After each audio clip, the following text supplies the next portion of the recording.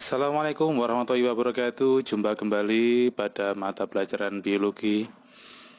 Kali ini kita akan mempelajari tentang kingdom plantae atau dunia tumbuhan. Kalian semua pasti sudah atau bahkan sering jalan-jalan ya, ketika jalan-jalan di luar atau di pegunungan, pasti yang kita lihat semuanya tumbuhan. Kalau kita amati lebih detail, pasti kita bisa membedakan beberapa tumbuhan, mulai dari yang terkecil, mulai dari rumput, kemudian ada semak, pohon, dan seterusnya. Pada kesempatan kali ini, kita akan sedikit mengupas tentang kingdom plantae.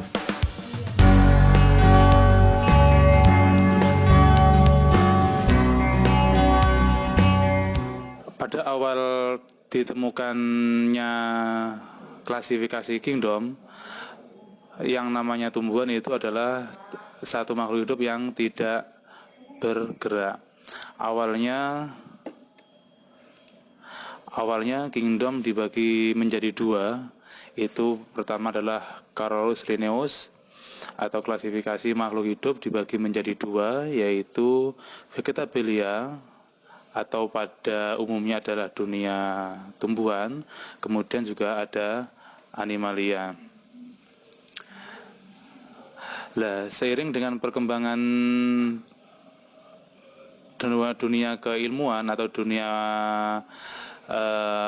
biologi, klasifikasi dikembangkan menjadi klasifikasi tiga kingdom, mulai dari Protista, kemudian Plantae, dan Animalia. Tentunya Protista sudah kita pelajari pada dua bab sebelum kingdom pada tumbuhan kali ini. Menurut ahli biologi, tumbuhan yang sekarang itu merupakan hasil evolusi atau hasil pertumbuhan dari tumbuhan sebelumnya yang lebih sederhana, yaitu golongan alga atau ganggang hijau.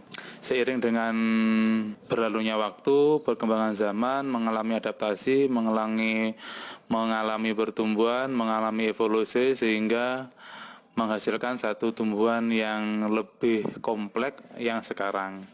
Membahas tentang ciri-ciri dari tumbuhan. Ciri yang paling mudah dari tumbuhan adalah dari segi warna ya. Dari segi warna, biasanya tumbuhan itu berwarna hijau, meskipun banyak tumbuhan yang tidak berwarna hijau. Tapi kenapa kebanyakan tumbuhan itu berwarna hijau? Karena tumbuhan itu memiliki pigmen klorofil. Kemudian tumbuhan itu bersifat autotrof atau dapat menghasilkan makanannya sendiri melalui proses fotosintesis. Ada beberapa juga yang tidak bisa menghasilkan makanan sendiri, yaitu dia bersifat parasit. Kemudian tumbuhan itu dikatakan sebagai produsen karena dia sebagai penghasil makanan, atau di tingkatan rantai makanan sebagai penghasil energi itu.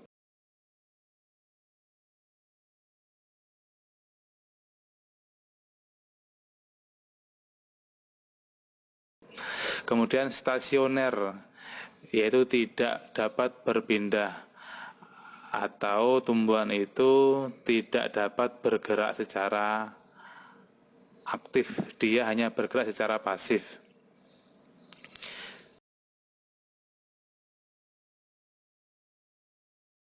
Ciri berikutnya adalah variasi morfologi. Yang berikutnya menghasilkan metabolisme sekunder. Jadi dia bisa menghasilkan atau dia dapat beradaptasi ketika ada serangan dari organisme lain. Berikutnya adalah tumbuhan itu memiliki atau tersusun dari sel tumbuhan, di mana dalam sel tumbuhan itu memiliki yang namanya dinding sel. Dinding sel itu tersusun dari selulosa, kemudian hemiselulosa, dan pektin. Memiliki plastida, di mana plastida ini adalah merupakan tempatnya dari klorofil tadi. Klorofil itu terdapat di dalam plastida. Yang berikutnya adalah tumbuhan itu hampir semuanya itu ada atau berada di darat atau disebut dengan terestrial. Meskipun beberapa juga ada tumbuhan yang hidup di air. Contoh enjing gondok, kemudian teratai, kangkung air dan seterusnya. Nah, perbedaan tumbuhan yang hidup di darat dan di air ini akan mendorong struktur dan reproduksi pada tumbuhan itu sendiri. Kemudian reproduksi tumbuhan itu ada yang secara generatif, ada juga yang secara vegetatif. Ini yang dikatakan pergiliran generasi. Ada yang secara haploid, juga ada yang secara diploid. Oke, kita akan masuk pada klasifikasi tumbuhan. Ini masih materi dasar. Kita sifatnya hanya masih memperkenalkan klasifikasi dari tumbuhan itu dibagi menjadi beberapa divisi, atau lebih tepatnya klasifikasi tumbuhan dibagi menjadi 3 divisi. Untuk lebih jelasnya materi tumbuhan nanti akan dibahas pada video berikutnya.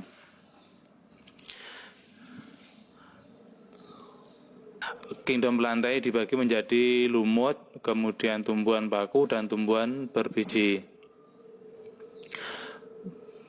Berdasarkan perbedaan dan persamaan morfologisnya, tumbuhan dibagi menjadi 2 kelompok besar, yaitu tumbuhan tidak berpembuluh atau Atrasiophyta, dan kelompok tumbuhan berpembuluh atau Thrasiophyta.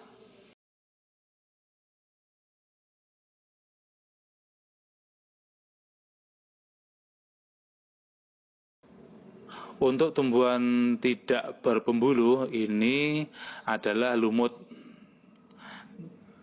atau pada Bryophyta, ya, karena pada lumut belum bisa dibedakan antara akar, batang, dan daun, sehingga tidak memiliki pembuluh.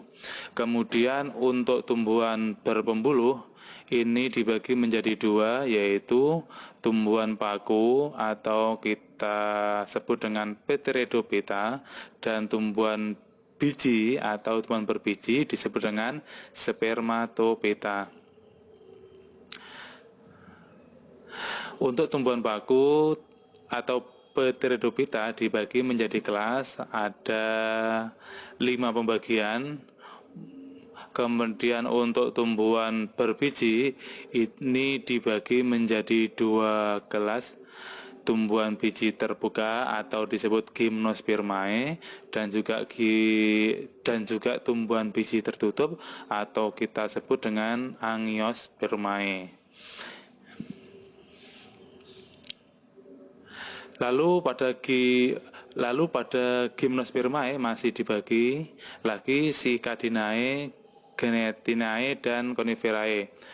Pada biji tertutup dibagi menjadi 2, ada Monocotyledoneae dan Dicotyledoneae, berkeping 1 dan berkeping 2. Dan nanti masih dibagi menjadi beberapa suku lagi sampai ke bawah. Nanti lebih jelasnya kita bahas pada pertemuan berikutnya.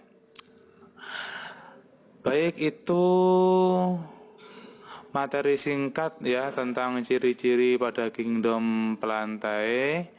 Untuk lebih jelasnya kita akan bahas di pertemuan berikutnya.